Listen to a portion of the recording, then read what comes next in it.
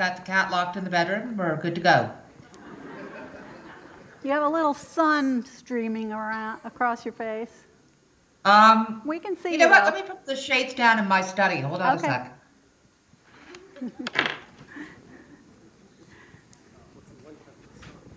Yeah. I know, really.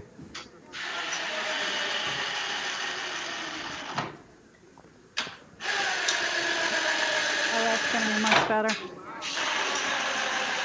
Perfect.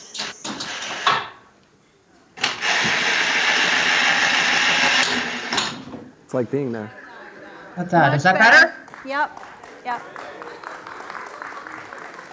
All right. All right, welcome everybody. I'm so glad to see many of you came out tonight. We're really happy to have a big audience to celebrate Jim and his show.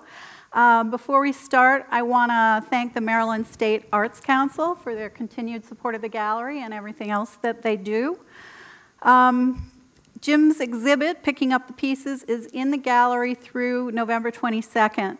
And after this talk, please join us in the gallery for snacks, and of course we can continue the conversation then. I'm going to introduce our speakers to you, and then you'll hear from each of them, and then we'll have some questions.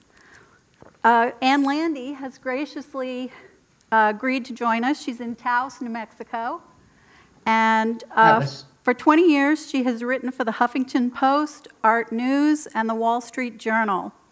Recently, she started the website Vasari21, which I hope she's going to tell us about, but I recommend that you go there.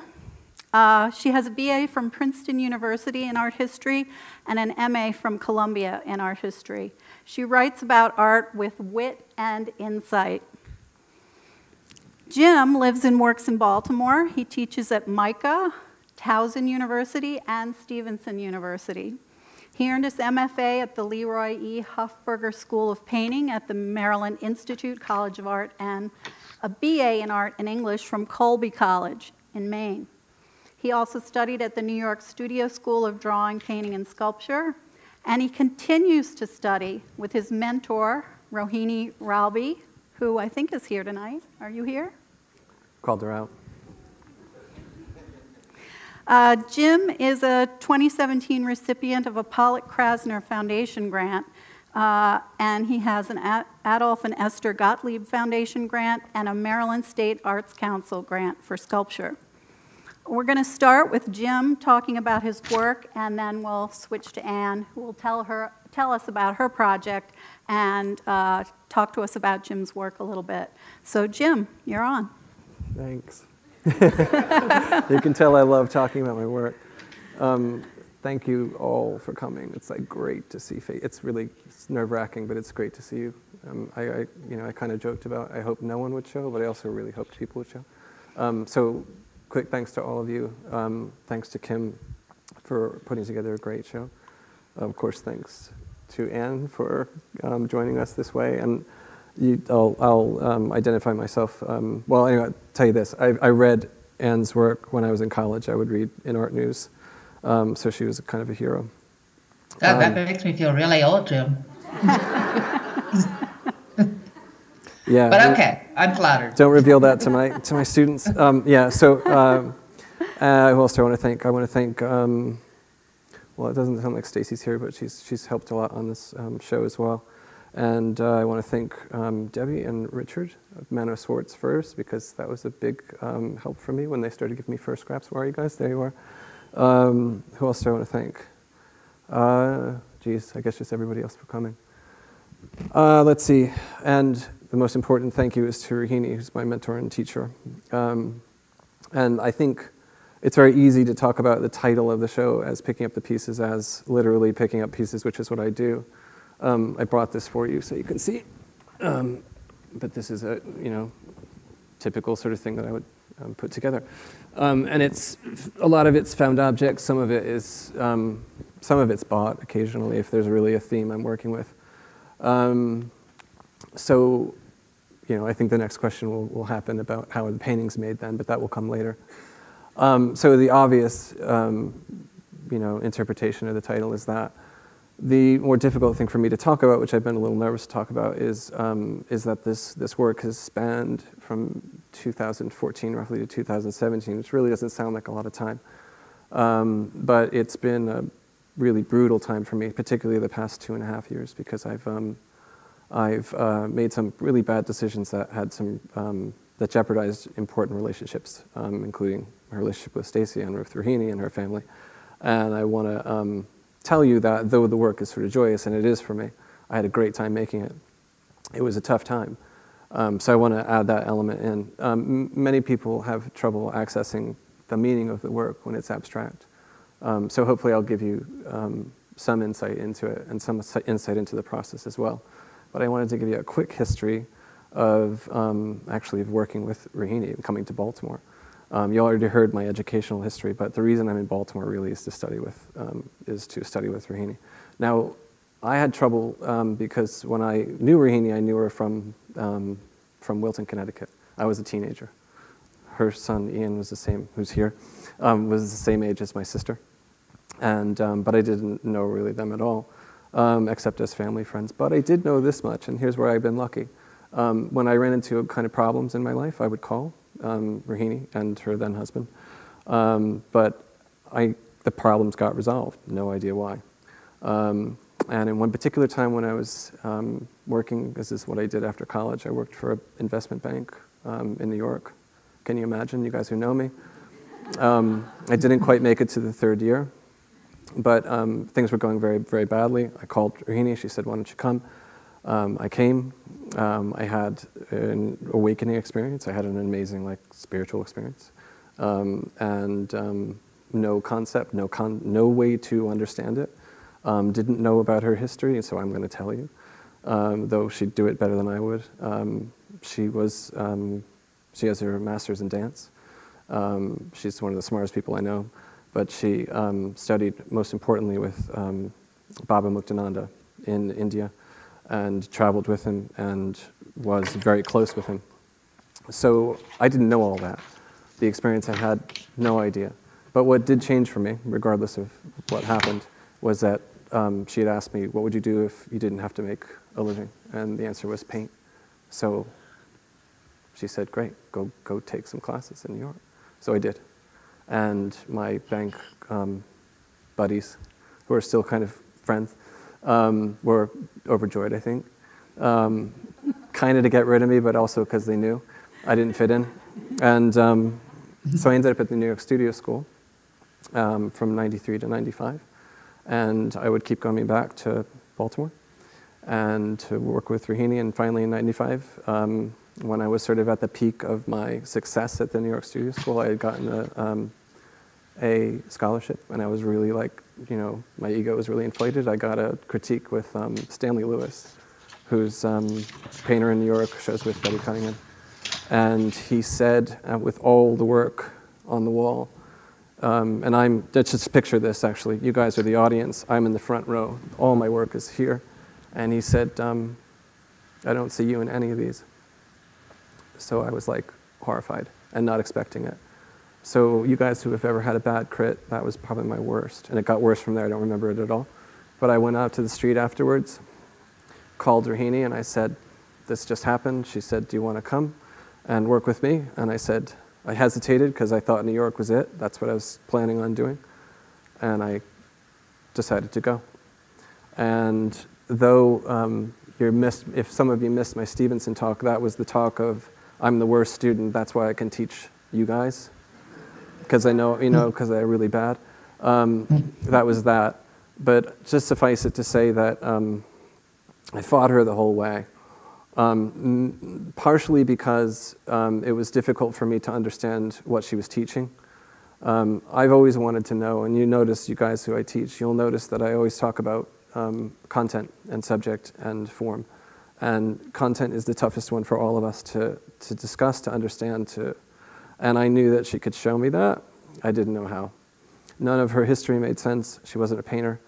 Now she is, by the way. Upcoming show at Stevenson opens January 22nd, goes to May 18th. So they're wonderful paintings. You guys all got to go. So now she does, ironically. Now she's painted for a long time now. But I think what I couldn't grasp until maybe this 2.5 years ago is what I had till I left.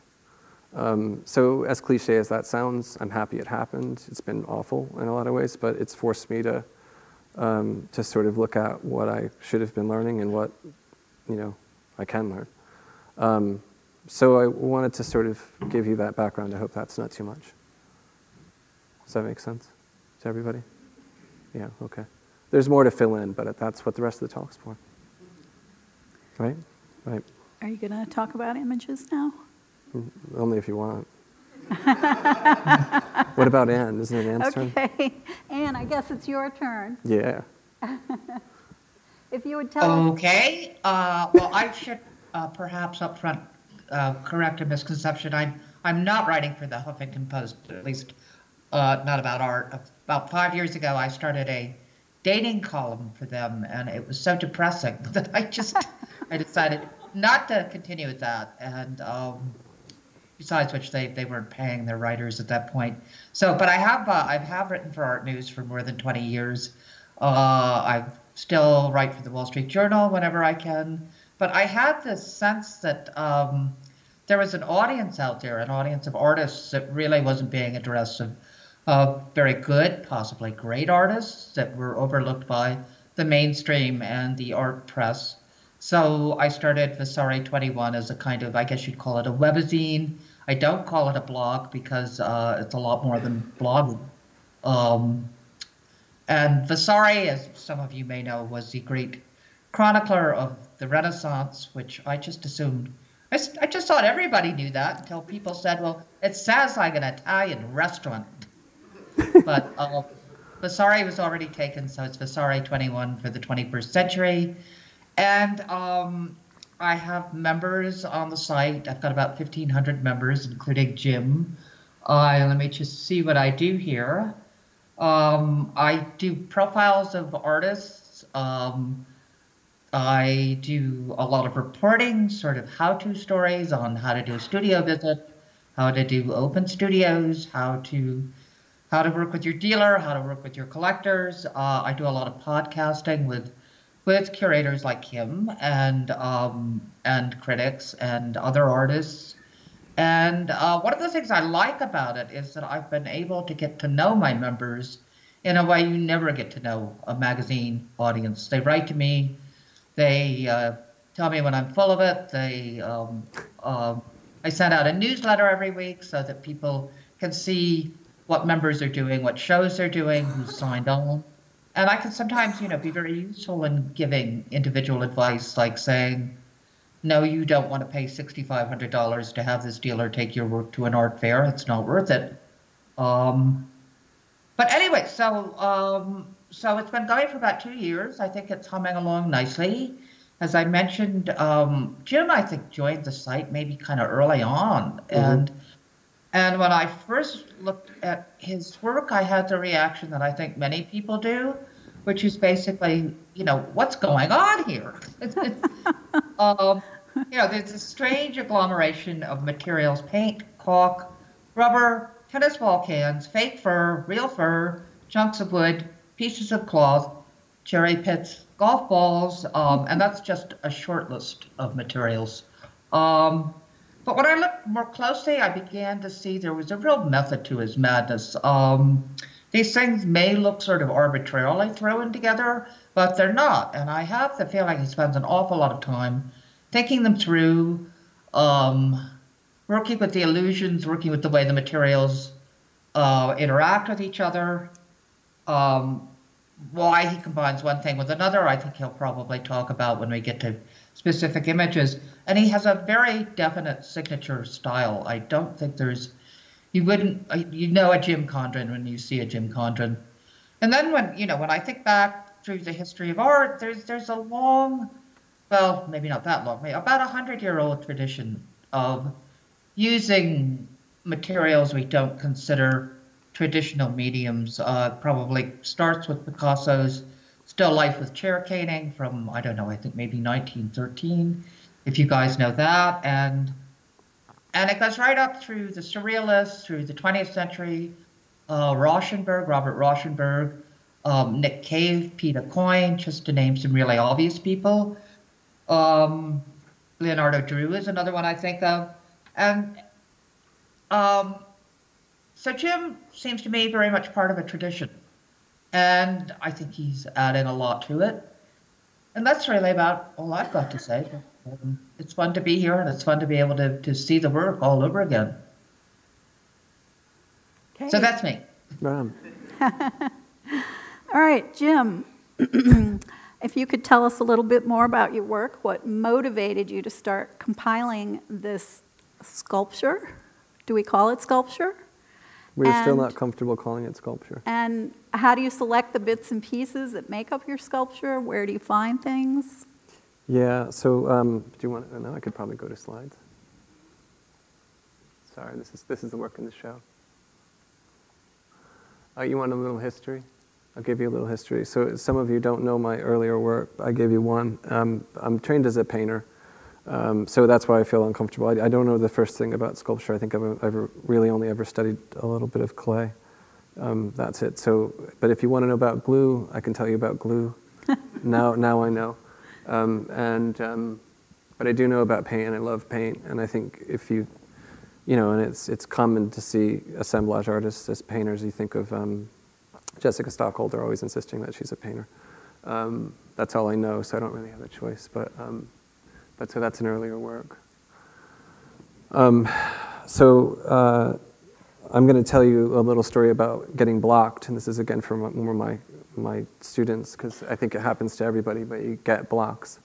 And I'm going to bring Rahini constantly back into this because she's able to get me through blocks, which is fantastic. Many of the times she would get me through blocks is by, well, this is more of there's more to it than this, but often there would be a time limitation, and that would get me out of my head, so I wouldn't be thinking so much, because the trouble with my love of art history is that those images get in the way.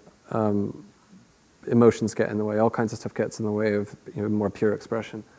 At one particular point, the landscape paintings that I was doing in plein air was I was done. And it was time to move on to a more abstract sort of style, but I wasn't comfortable, didn't know where to go. So I figured, well, I love Proto-Renaissance stuff. I was making some drawings. This is a Fra Angelico. I'd make a drawing like this, put the drawing aside, and then choose a few colors.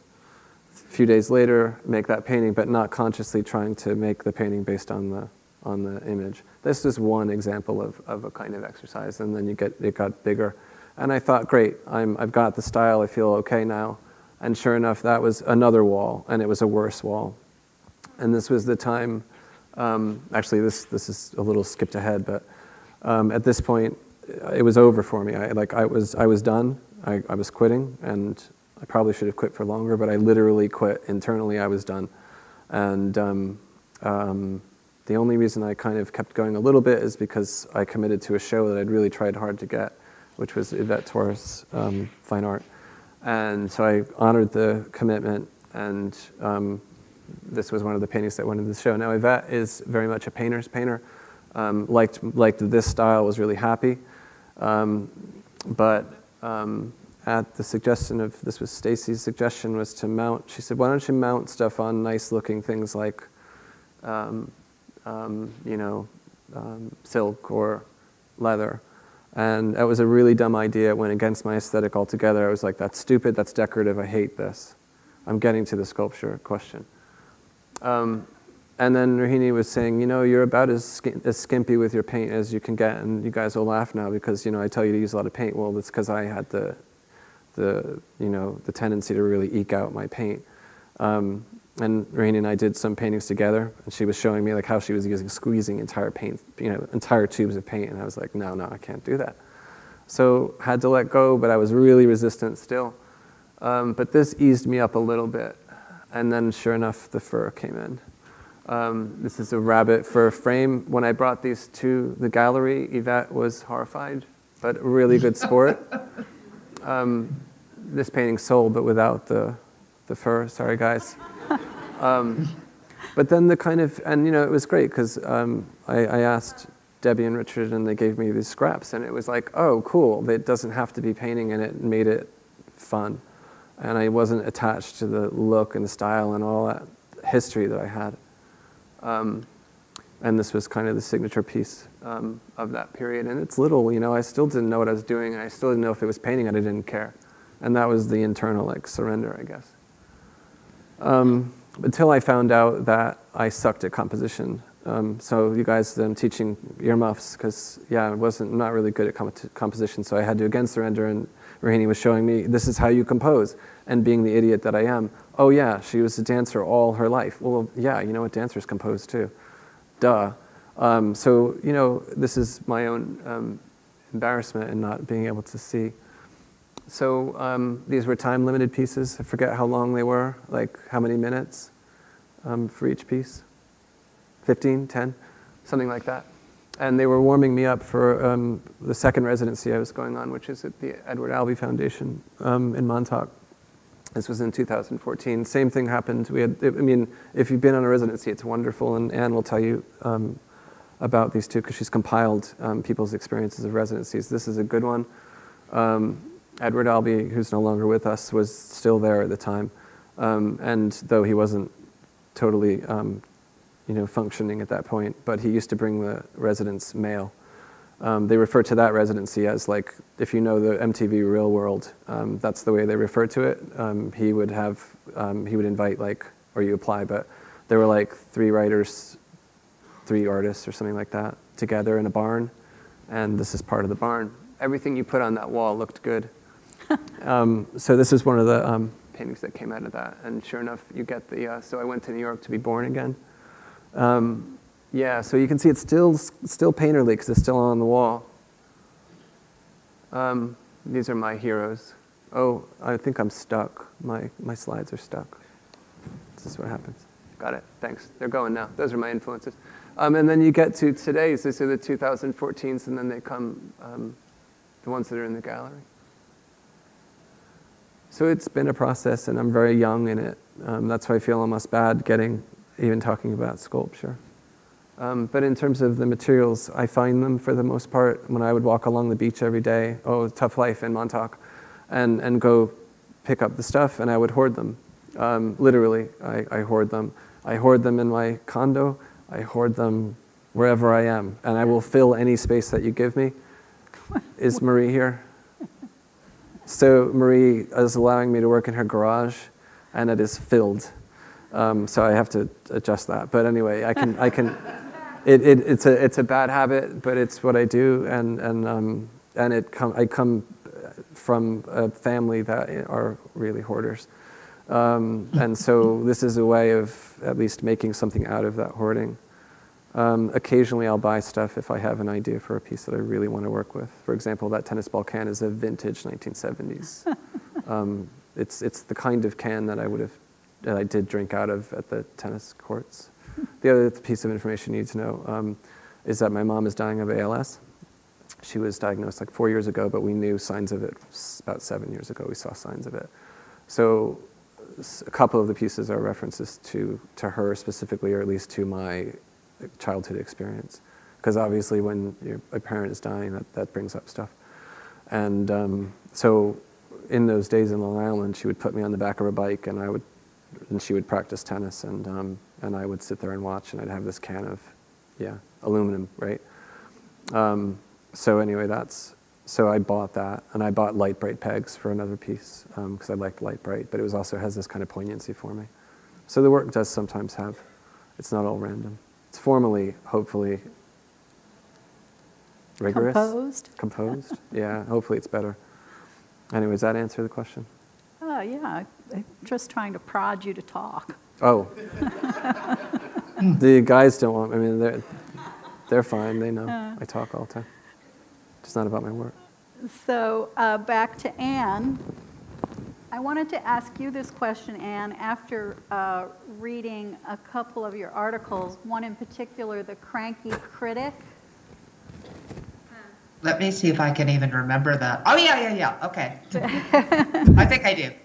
Well, you've reviewed and interviewed many, many artists, including Louise Bourgeois and Eric Fischel, big names, and you've seen so much.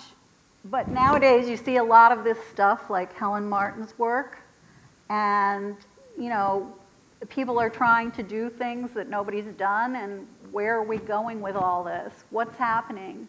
What's happening today in the art world?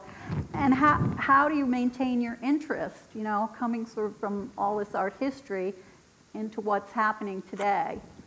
Well, I think you maintain your interest because artists keep challenging you. I mean, that's one of the things Jim does, certainly. And there was another story I wrote for Art News about critics changing their minds, which sometime I'll resuscitate and put on the site. But I remember one critic for the Times, oh gosh, I'm blanking on his name, but he talked about how he would encounter works that are now kind of part of the canon, Bay Area artists and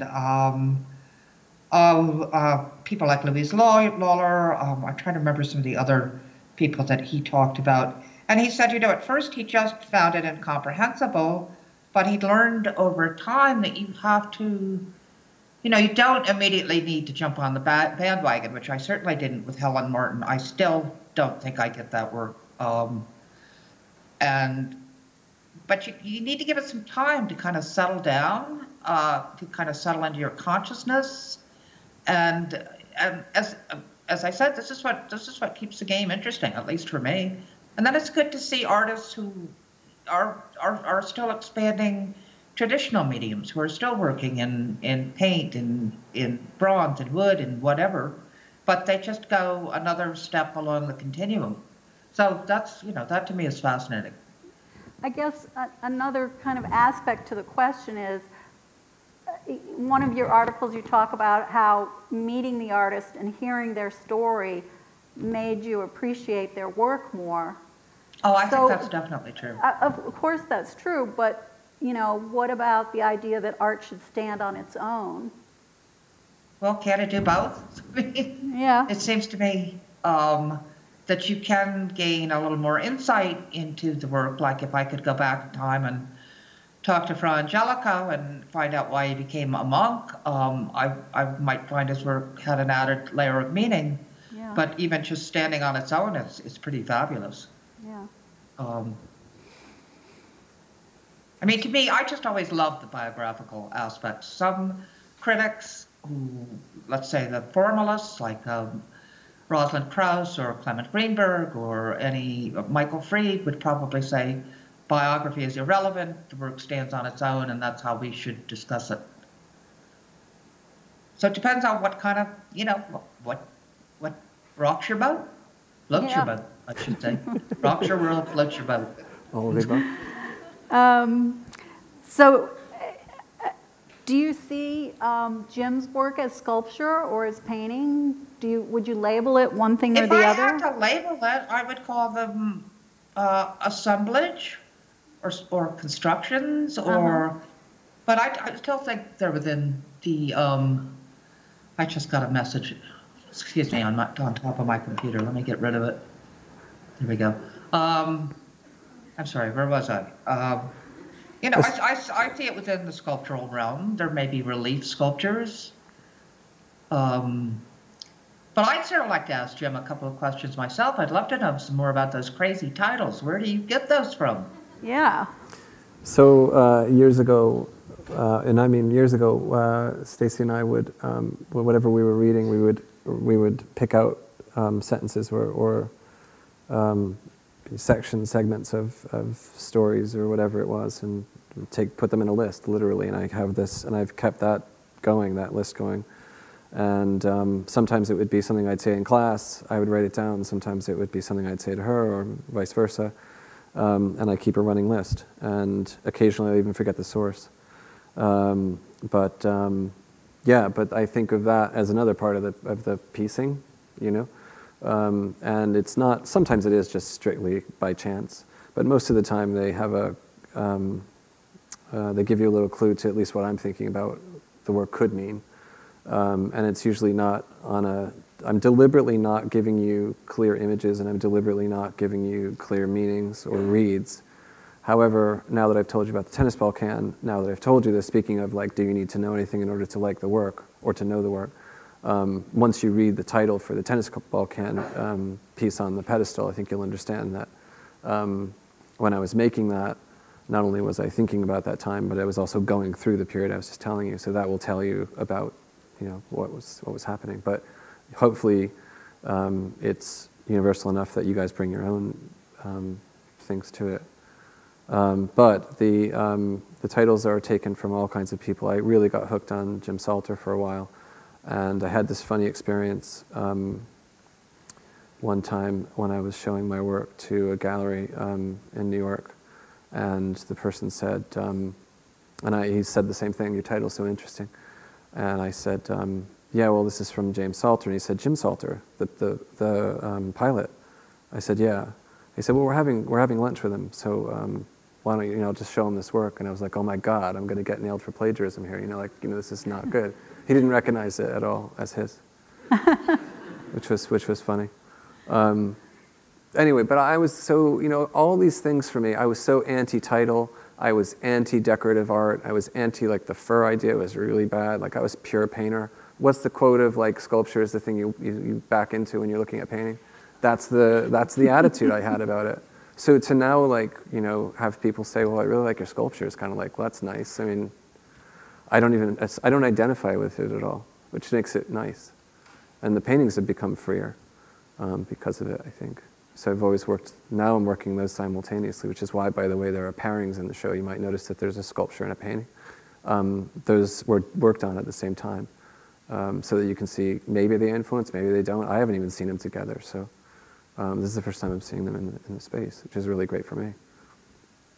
Well, your paintings tend to be very large, and the sculptures, by comparison, are very small. On the medium or small size, I would say. How did that happen, and is that difficult to go back and forth? You want the honest answer? I don't have the physical skill, I don't think, to make those things larger yet. That's coming, I think. To make the sculptures larger? Yeah, it's hard. It's hard when you get a sort of larger size. It's a whole other fabrication, and it's a whole, it's gradually moving. But it's tough, everything is much harder. So I'm learning, it just makes it exciting for me. I'm not so afraid of big or small paintings. Medium-sized paintings I'm still afraid of. But big paintings I'm not. You did, here's a quick side note. Ann did a drawing marathon in New York in '95, and I think I was still there. I may have done the same drawing marathon with you in that. Either that or I had just left. But a drawing marathon at the studio school was a 2-week intensive semester's worth of drawing. Every day, 8 to 5? 8 to 6? It was something like either 8 to 5 or 9 to 5, but then there were critiques for an hour or 2 hours afterwards. Are you kidding? They now go into 2 a.m. in the morning, and then you go the next day. Well, some nights I just, I just stumbled out of there and stumbled into bed when I got home. It was very, very intense. It was really intense. But it really does, I actually have that story. I was sent by Art News to do it as a reporting thing. And I do have the piece on the site. If you go to vasari21.com and just go to the search box and type in drawing, and or drawing marathon, and that will come up. But it was quite extraordinary. It really in some ways teaches you how to see. Mm-hmm. Graham Nixon would have said this himself, that it's not about learning to draw, it's about learning to see. And it's grueling. I lost 3 pounds. There are people in the audience who have taken it too. I call it spa drawing. Yeah. But I don't remember anybody, but that was 20 years ago. Yeah, but I remember them. But I learned so much about about rigor there. That was massively important. But the reason I bring it up is because you do 5-foot drawings. Sometimes you do two in a day. Sometimes you do 10-foot drawings. It was really, really. So you weren't afraid of size anymore. But I'm still afraid of size with sculpture. I don't know yet. But that gives me something to do, to learn. So, but that's why they tend to be small. You can see it. Well, you went through the full curriculum at the studio school, right? You went through 3 or 4 years? I went almost finished. I think I finished 3. I got the certificate officially, but I was close to 3, if not 3. So yeah, I did painting.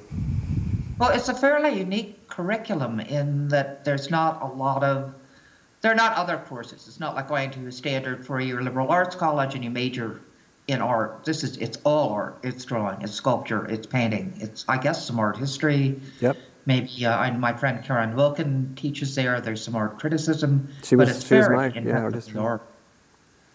Yeah, and that was the founder was Mercedes Matter, who was Hans Hofmann's student, and or a lot of them. But there was a great history. Augustine taught there, Thomas Benton taught there, and you could feel that in the school. There was a rigor, and that was the whole reason that Mercedes started it, was so that you could work 8 hours and see if you could handle that. That was when I was talking to Rahini about schools. That was the place for me because it was so rigorous. But then I hit that wall, you know. But yeah, it was good for me. I needed that. Yeah. We were going to change direction a little bit here, Ann, and ask you your opinion about this situation in Baltimore. But I'll give you a little background on that. Okay. So our city here is known for crime.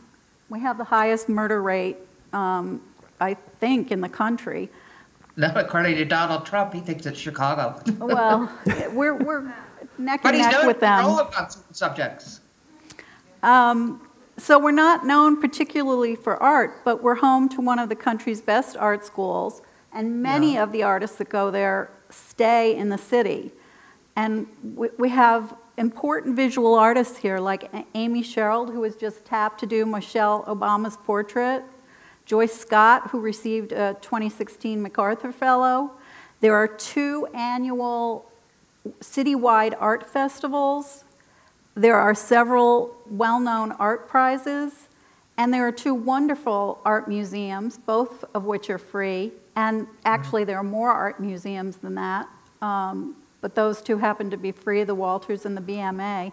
And there's Be More Art, which was started by Kara Ober, which is an extremely effective online journal about Baltimore artists. And so the city is vibrant with art, but, you know, Baltimore is known for crime. It's not known for art. What else can we do?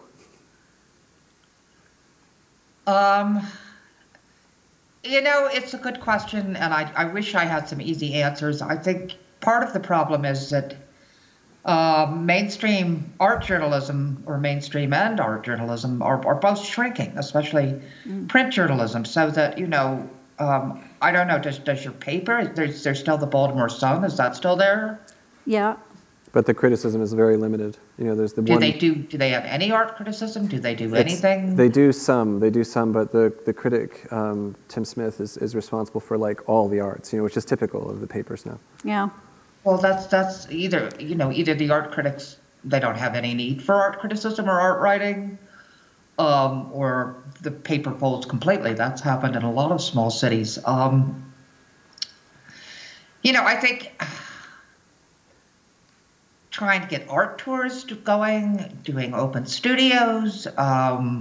We have that too. I would guess having people at the museum and the galleries, regularly be in touch with editors at the Wall Street Journal, at the Times. I know it's tough, but it's one way to try to start changing the paradigm a little bit. I don't feel like I'm being very helpful because, as I said, I just don't have easy answers. It's just, you have to get the word out there. And of course, you're close to Washington, which is probably far more of a magnet for tourism and has many more museums. And close to Philly and New York. You know, even, you know, maybe this sounds hokey, but if you had the money to do an advertising campaign that says, you know, if you're going to Washington, think about coming to Baltimore, in art magazines or in travel magazines, or just using that. I see advertising sessions in Art News, for example, that focus on Key West as an art destination. And it's expensive, but it might be worth it. I don't know who would pay for such things, but maybe it's time to pass the hat. Is Kara here? Kara is not here. Kara is not here, right? Just checking. Okay. So no, we can't have her input. But does anybody else want to follow up with that? Anybody want to chime in on that question? Hi, I'm Richard Swartz.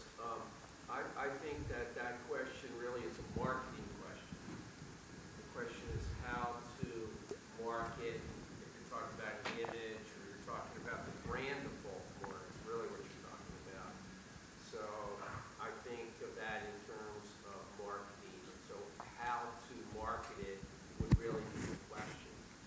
Now what the answer is from that would take some thinking of knowing how Baltimore is positioned versus the competition, other places, what we have unique here. We have in Baltimore a tremendous city in my mind because it's very authentic. Mm. And authentic, we have authentic crime, we have authentic restaurants, authentic drugs, but really because we're behind, because we were behind and overlooked in the New York, Philadelphia, Washington corridor, it has allowed us not to be globalization, not to be such big box kind of places. And we have these neighborhoods where I'm sure a lot of these artists are. And so I think we really need to market our authenticity and our artists.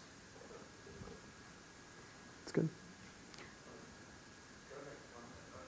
I've been in Baltimore for longer than I care to admit it out loud. 2 years actually.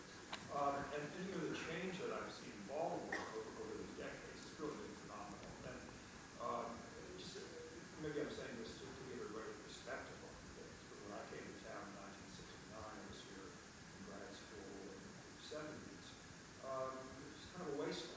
You know, people left when they graduated. But, you know, Wham City decided to move to Baltimore because it was a place where they thought they could thrive. I think the St. Parent Theater moved to Baltimore. You know, I forget when it was, a few years back, Rolling Stone proclaimed Baltimore the best music city in the country. For the music that put Baltimore on the map. And I hear anecdotal evidence of people, you know, decide to move to Baltimore for the things they've seen, Mm-hmm. the fact that rents are relatively cheap, it's a city that it's affordable, and things are happening here. So I mean, I think that there's a certain trajectory happening. Feels that way. We're never going to be New York, you know, Right. but it's a whole lot better than it was decades ago. Hmm. Right on. I just wanted to kind of echo that and say that I think Kara Ober, for one, has done a huge Yeah. service. She has. Sure has. With the Be More Art blog, Mm-hmm. and then now the publication. I think Mara Rubel, Mm-hmm. everybody knows who Mara Rubel is, huge collector. She opened the Lord Baltimore Hotel. She has come and done multiple Studio visits. again, showing an interest in the Baltimore art scene.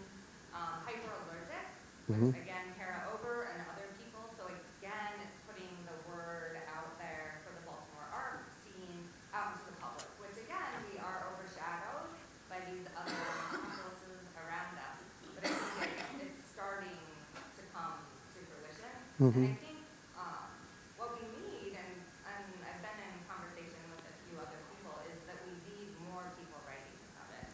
And so that really is the quintessential aspect. If we want people to know about us, we need people to write about us. Totally. Thank you, Kara. Yeah, totally. We owe a lot to Kara. Yeah, and others, right? And there's some young galleries that are sort of doing. You know, it happened with Nita Shank, and you know, you've got Dominic Terlizzi's like got the St. Charles space thing where there's exchanges of like, you know, artists all over the country, people coming out, you know, from New York and from California, all over the place, who are like really finding Baltimore, I think, interesting and worth having their work shown here, and vice versa. So it's happening, I think. Yeah. I guess I would add that in addition to people writing, it's just so important that people participate and show up and be a part to say to artists, I care enough about your work that I'm here, I want to see it, I want to talk to you. And the more of us that were out on the streets with us on the ground, the safer and better the city is. And, you know, I think that's doubly true for artists, and because I'm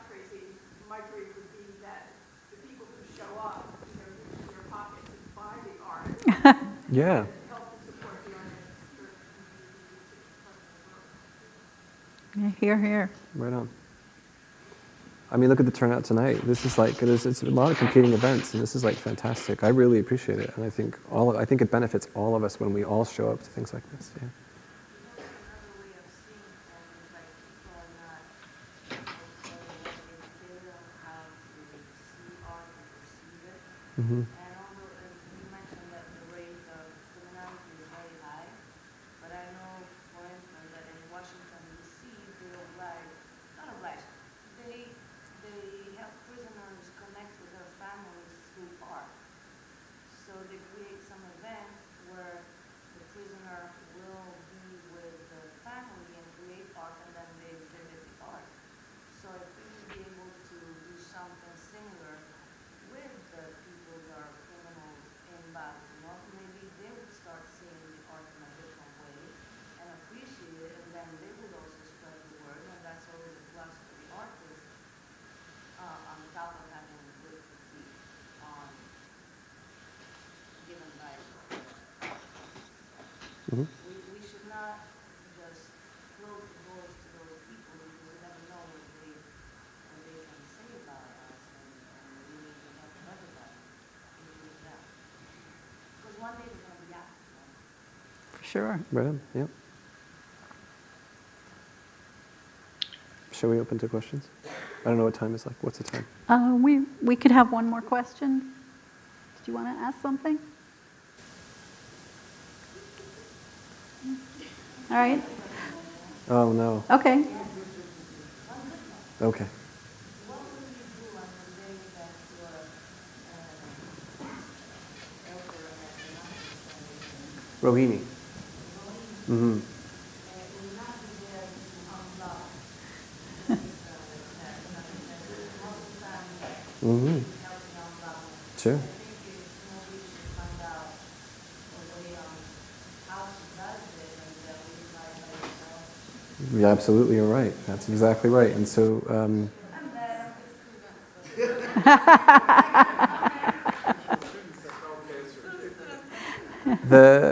the whole point, hopefully what I will continue to learn from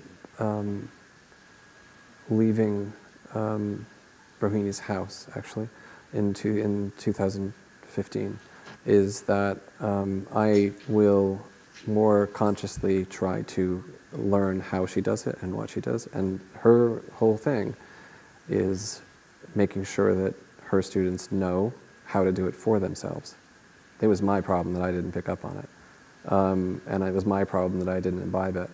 Am I better? Yeah. I mean, now I can go, it's like I can do it. I can, when you hit a block, you hit a block. It's a block for a reason, because you really don't know how to get out of it. So sometimes it takes time. Do I have all kinds of tools? Yeah, I do now. Will I get blocked again? Absolutely. No doubt. Yeah. I should write about that for the site. It's a good subject. It's a great subject, yeah. Yeah, because I think every artist goes through it. I remember reading about Bruce Nauman and how he just went through, this was a profile in the New Yorker, went through 2 years of agony. He just couldn't do anything. And yeah, he's very open about that. It's not a fun thing. It may be that it's useful for a reason. It may be there is something going on in your circuitry that says, hey, it's time to slow down. It's time to like reboot your computer. Yeah. Go inward. Could you elaborate on the criteria, how you know, don't assume that we understand what a block is. Could you elaborate a little bit more? A block is when you're going in, at least for me, the block, the more recent block has been, I'm going in a particular direction, and all of a sudden I start becoming really self-conscious about what I'm making, how I'm making it. I am thinking a lot. Usually I'm angry, and that is, that's all in the front. And there's no flow to the work, and there's no sense of being separate from Jim. That's the best way I can explain it. Hands are going up. I saw your hand first, sorry. So,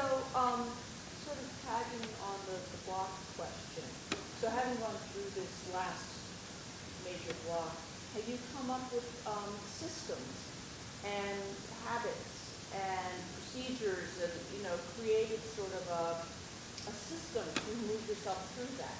And what would that be? And what does that look like? I inevitably, like, there's pain in it, and I think unless I was willing to face that pain, I wasn't going to move. And I think one of the things I've learned is, which Rainey's told me from the beginning, you be where you are. You feel what you feel, and you function. And I wasn't doing that. Like, I would just numb it. I'd do other things. I would but I'm more willing to sit still with what I've got. And that's not just a waiting, and that's not just a dissociating. That's like a really sitting with a crappy feeling or whatever it is, and just being willing to say, okay, I'm never going to move from this place, and I will just never paint again. And that feeling was real, even though I only did it for a month or so. I don't even think it was that long, maybe, but it felt like this is it. And I have no other skills. Like, I am older now. I have nothing. I can't go back to banking. Like, I'm all in. So it's an internal thing that, and I think I'm really, really stupid and slow with my learning. And so it's just the way I am. I learn slowly. Just as you can see, the sculptures are gradually getting bigger, but, there's a little bit more integrity than there was. The paintings have a little bit more life to them than they did before. But is there a method, or would I go to drawing? Like, some people say, well, make drawings or make big things or do something else. Or, yeah, those are all good things to try. But in the end, I think for me, it was like, okay, willing to stop, willing to never do this again. That was massive. And I'm sure I'll hit it again. I hope I don't hit it again soon. Because I kind of want to make some bigger stuff.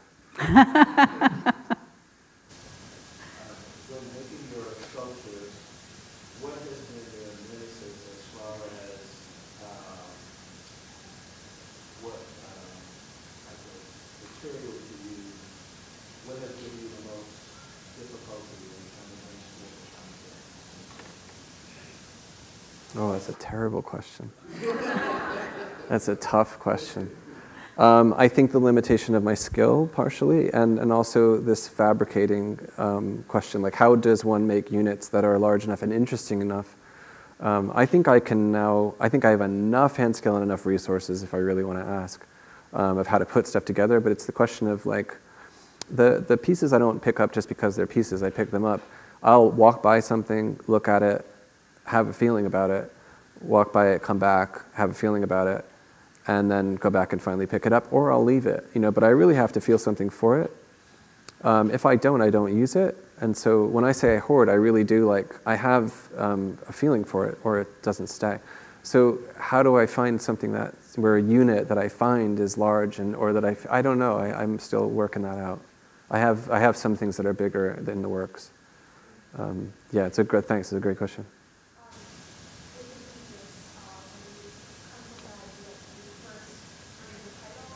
No. Yeah. Sometimes, most of the time, the title's put on afterwards. Occasionally, I'll have it during. But see, a massive part of this process is, like, if I have any kind of sense of what it's about, or if I have any sense of any idea, it starts to limit the read of the piece. You know this, and I'll call out David. In this case, this is Rainey's husband, David. Inevitably, I would show a painting, and David would say, hey, that's an awesome dragon, or I don't know what the last one was, and I want to kill him, because it's like, as soon as you see that, you don't see anything else. You've all had that experience, anybody who makes art. For me, that's like the worst thing, because it ruins the read, and I try really hard not to have a particular read, except when the titles come, and then I kind of laugh. I'm like, oh, that would be really funny if they get that. No one's going to get it. It's an inside joke. To myself. All right, well, I think we should... What about Ann? Ann, were you going to say something? I've got another message. I was just going to say I think we should move to the gallery, but before we do that, let's thank Ann for being with us. Oh, you got it. Thank you.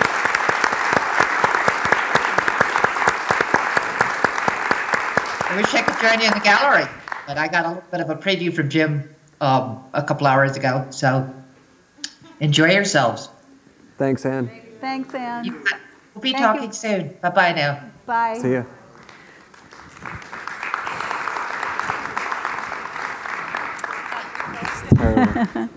So please continue the conversation in the gallery.